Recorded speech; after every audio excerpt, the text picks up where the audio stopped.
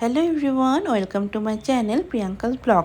আশা করি তোমরা ভালো আছো। তো আমিও ভীষণ ভালো আছি। আর তোমাদের যে ছোট ছোট মাঝে মধ্যে তোমরা কমেন্ট করো, আমার পড়তে যেন ভীষণ ভালো লাগে তোমাদের এই মিষ্টি মিষ্টি কমেন্টগুলো। আমি চাই তোমরা আরও বেশি বেশি করে কমেন্ট করো আমার ভিডিওগুলোতে।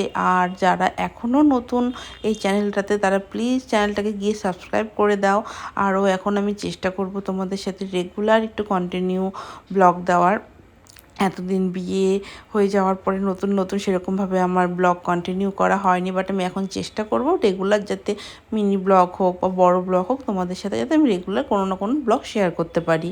তো আজকে ছিল নৃসিংহ, কাল যেহেতু নৃসিংহদেবের ঠাকুরের আর কি পুজো, তো আজ ছিল জল ভরা। তো আমাদের এখানে একটা দিদার আশ্রম আছে, তো সেখান থেকেই আমরা যাব আর কি বিকালবেলা জল ভরতে। দেখো মা এখানে আমাদেরকে সবাইকে তিলক পরিয়ে দিয়েছে। প্রথমে আমি পরে নিলাম, তারপরে মেজদি ভাই, তারপরে বদ্দি ভাই, তারপরে আমরা হচ্ছে তিন যা। তো আমরা তিনজন মিলে বেরিয়ে গেলাম। প্রথমে মা ছিল আগে, আর আমরা এখানে সবাই গল্প করতে করতে বেরিয়ে গেলাম। তখন বাজে বিকেল 5:30। এই 5:30টার দিকে আমরা বেরিয়েছি। আর মা দেখো তাড়াহুড়া করে আগে চলে যাচ্ছিলো। মা যেহেতু ওখানে মানে দিদার ওখানে প্রায়ই যায়, তো মা ওখানে গিয়ে চালন কুলা টুলা ধরেছিল, ওই জন্য মা তাড়া ছিল। তারপরে দেখো এখানে একটা কোষ্ঠী পাথরের কি সুন্দর রাধাকৃষ্ণ, আর হচ্ছে ওই পাশে কালো রঙের, ওটা হচ্ছে নৃসিংহদেবের মূর্তি। নতুন এই মূর্তি দুটো ওখানে সেদিন প্রতিষ্ঠা করা হলো আর কি। তো তার জন্য জল আনতে যাওয়া আর কি, 7 জায়গায় 7টা আশ্রমে আর কি জল আনতে যাবে রাধা গোবিন্দর আশ্রমে। সে তার জন্য সবাই এখানে দেখো চলে এসেছে। আমরাও এখানে সবাই শাড়ি পরে চলে এসেছিলাম, ভালোই লোকজন হয়েছিল। তো তারপর এখানে সবাই এখান থেকে প্রণাম করে সবাই এখান থেকে যাত্রা শুরু করলো আর কি আস্তে আস্তে। তারপরে আমরাও এখান থেকে বেরিয়ে এলাম। আর ঠাকুরের রাধারানীর মুখটা এত সুন্দর, যেমন কৃষ্ণ ঠাকুরের তেমন রাধারানীর মুখটা খুব সুন্দর লাগছিল।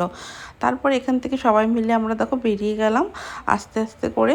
আর দেখো যে মা হচ্ছে চালন কুলা ধরেছিল। মা সারাদিন সকাল থেকে এখানেই ছিল। তো যাই হোক, তারপরে দেখো সবার নাচ দেখো, খালি সবাই বেশ ভালো লাগছিল যেতে আর কি।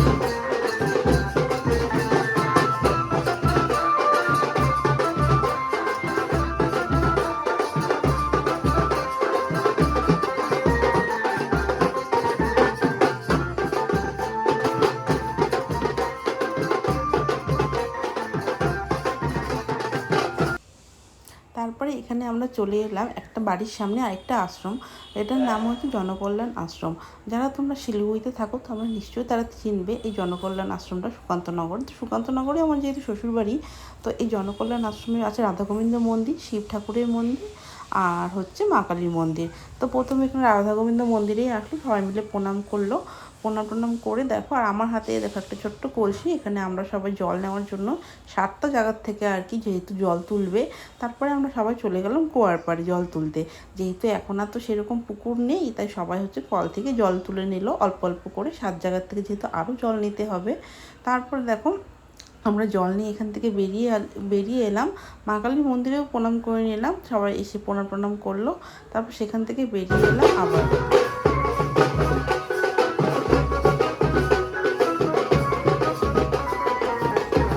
সেখান থেকে সবাই নাচতে নাচতে চলে এলো আরেকটা আশ্রমে।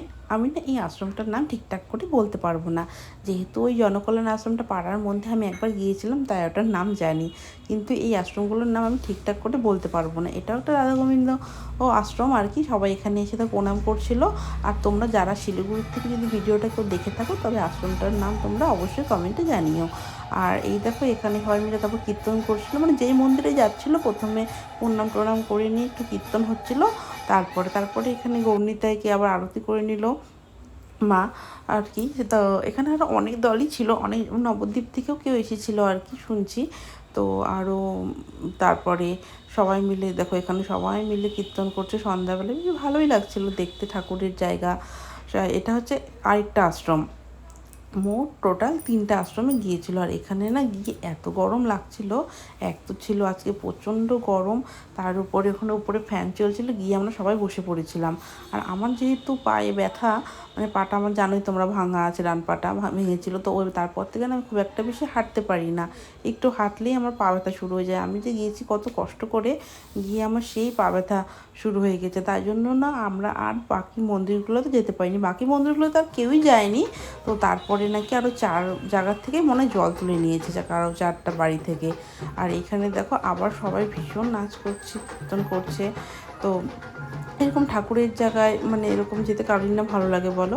তো দেখো, তো সবাই মিলে এখানে নাচানাচি করছিল, কীর্তন হচ্ছিলো। তারপরে এদিক থেকে আরও ওরা আস্তে আস্তে অন্য জায়গায় গেল। তারপরে আমরা ওখান থেকে আমরা আর যাইনি, আমরা বাড়ি চলে এসেছিলাম। তারপরে আমরা আসার সময় এখানে দেখো কচুরি, ঠান্ডা, নিমকি কিনে নিয়ে এসেছিলাম বাড়িতে, আমরা এগুলো বসে খেলাম। তো এখন চলে এলাম, তো বাড়ি চলে এলাম। হাঁটতে হাঁটতে ভীষণ পা ব্যথা হয়ে গিয়েছিলো, এতক্ষণ ধরে হেঁটে হেঁটে পুরো একদম পায়ের অবস্থা খারাপ হয়ে গেছে। তো এখন ওরা হচ্ছে ডাইরেক্ট মন্দিরেই গিয়েছে, আশ্রমে যেখান থেকে আর কি বেরিয়েছিল দলটা। তো আমাদের আর যাওয়া হলো না, আমি বদ্দি ভাই মেথি ভাই আমরা চলে এলাম, এসে খাওয়া দাওয়া করলাম। তো আর কি, চলো আজকের মতন তোমাদের ব্লগটা কেমন লাগলো, যদি ব্লগটা তোমাদের ভালো লেগে থাকে তবে একটা অবশ্যই লাইক, কমেন্ট আর সাবস্ক্রাইব করে দিও চ্যানেলটাকে।